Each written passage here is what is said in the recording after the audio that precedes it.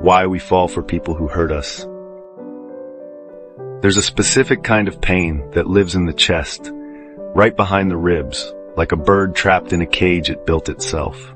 You know the one. It comes when you love someone who can't love you back. Or worse, someone who loves you just enough to keep you hoping, but never enough to make you whole. And here's the strangest part. You know it's happening. You can feel it breaking you, piece by piece. But you stay anyway. You text back. You forgive again. You make excuses that sound reasonable at 2 a.m. but ridiculous in the daylight. Why do we do this? Why do we fall for people who hurt us? The answer isn't simple. It's not just about low self-esteem or daddy issues or any of those pop psychology phrases people throw around. It's deeper than that. It's woven into the way your brain learned to recognize love before you even knew what the word meant. Let me tell you about Sarah. She fell in love when she was 23. His name was Michael, and he was the kind of person who could make you feel like the most important person in the world one day and completely invisible the next. He'd disappear for a week without explanation, then show up at her door with flowers and that smile, the one that made her forget every promise she'd made to herself about not letting him back in. Sarah's friends couldn't understand it. "He treats you terribly," they'd say. "You deserve better." And Sarah knew they were right, but knowing didn't change anything. Because when Michael looked at her, really looked at her, she felt alive in a way she never did with anyone else. The good moments, rare as they were, felt like oxygen after drowning. This is intermittent reinforcement, and it's one of the most powerful psychological mechanisms we know. It's the same principle that keeps people pulling slot machine levers in casinos. When rewards come unpredictably, sometimes yes, sometimes no, never knowing which, the brain becomes obsessed. It releases dopamine not when you get the reward, but in anticipation of possibly getting it. Consistent love, steady and reliable, doesn't create the same neurochemical rush. But love that comes and goes, that appears and vanishes, that hurts and heals in unpredictable patterns, that creates an addiction. Your brain literally becomes addicted to the person who hurts you. But it goes even deeper than that. The architecture of longing. Most of us learned what love looks like before we could speak in full sentences. We learned it in the way our parents held us, or didn't, in the way affection was given freely or earned through performance, in whether our emotions were met with comfort or dismissal. Psychologists call this attachment theory.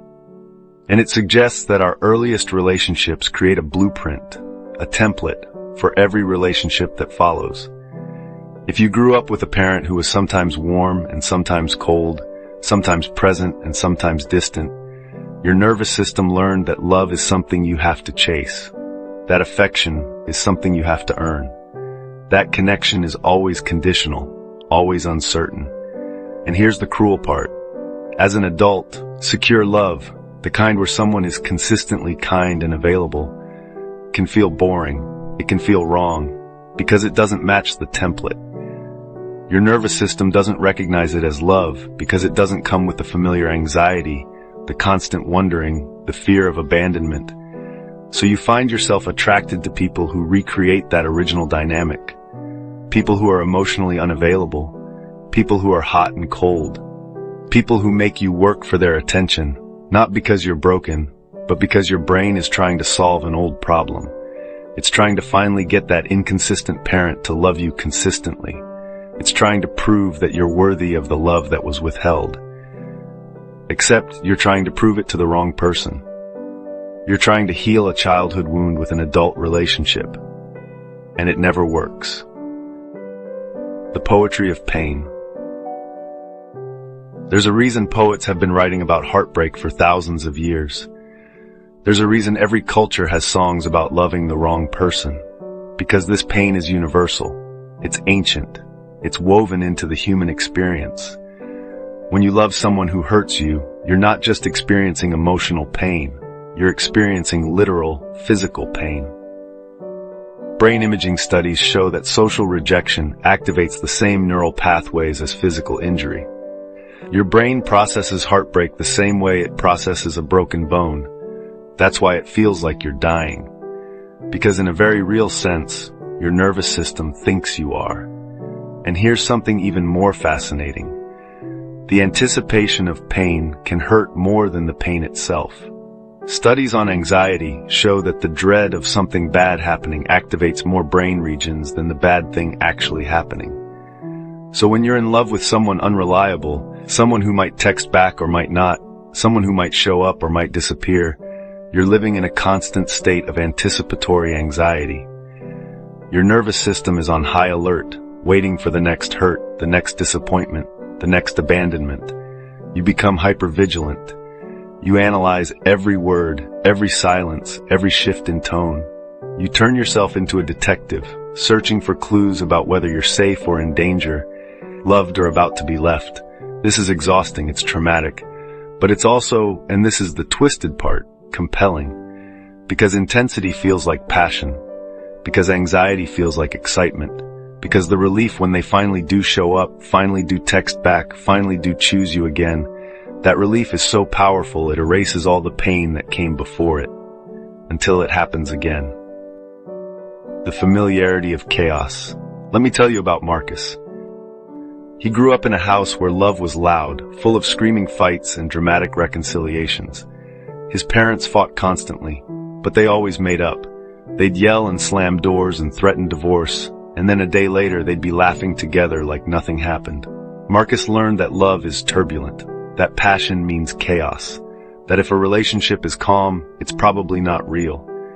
So as an adult, Marcus found himself attracted to women who created drama, women who picked fights over small things, women who threatened to leave and then came back, women who made him feel like he was constantly on the edge of losing them. His friends told him he needed therapy.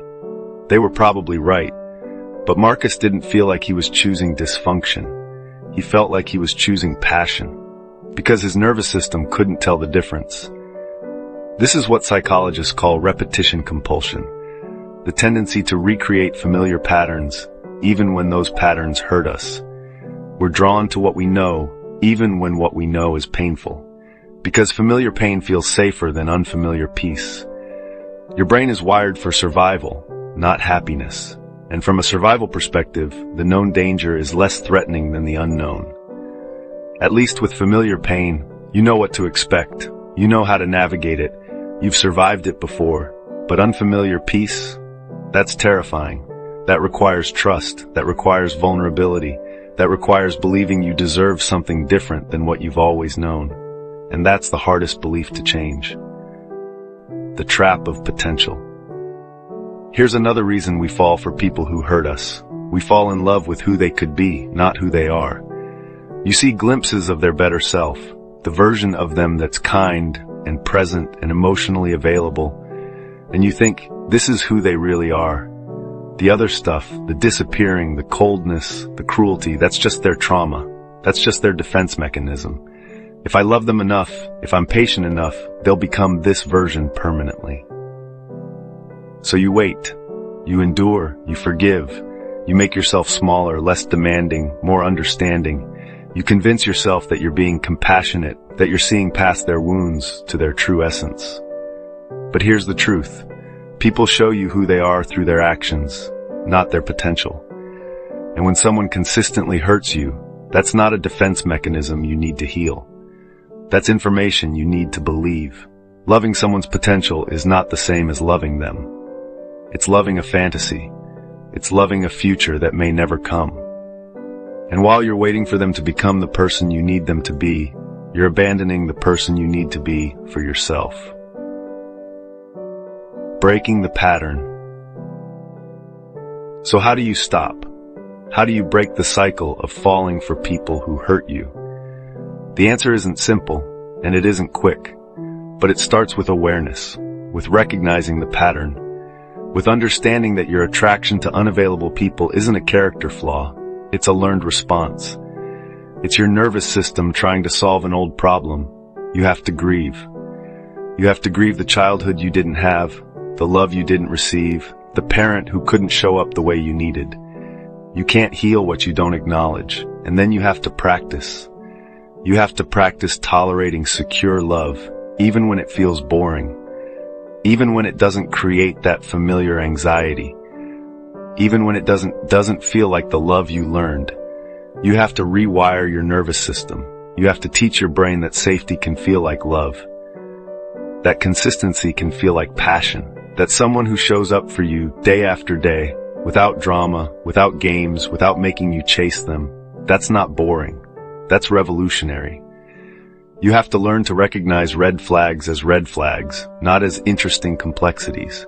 To see unavailability as a deal breaker, not a challenge. To understand that you can't love someone into loving you properly. And most importantly, you have to learn to love yourself with the consistency you're seeking from others. To show up for yourself, to meet your own needs, to stop abandoning yourself in the hope that someone else will finally choose you. Because here's what no one tells you. The person you're really trying to win over isn't the unavailable lover. It's the younger version of yourself who never felt chosen, who never felt enough, who learned that love is something you have to earn. That younger self is still inside you, still hoping, still waiting, and the only person who can finally give them what they need is you. The truth about heartbreak. Heartbreak doesn't make you stronger. Let's stop pretending it does. Heartbreak breaks you. It shatters your sense of safety, your trust in others, your belief in love itself. But what you do after the breaking, that's what matters. Whether you use the pieces to build walls or build wisdom. Whether you let the pain make you bitter or make you braver.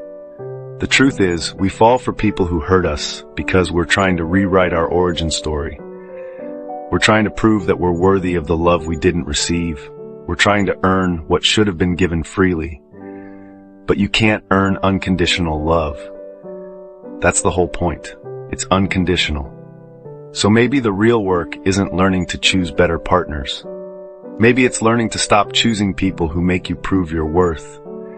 Maybe it's learning that you were always worthy, even when no one saw it, even when no one chose you, even in all those moments you felt invisible and small.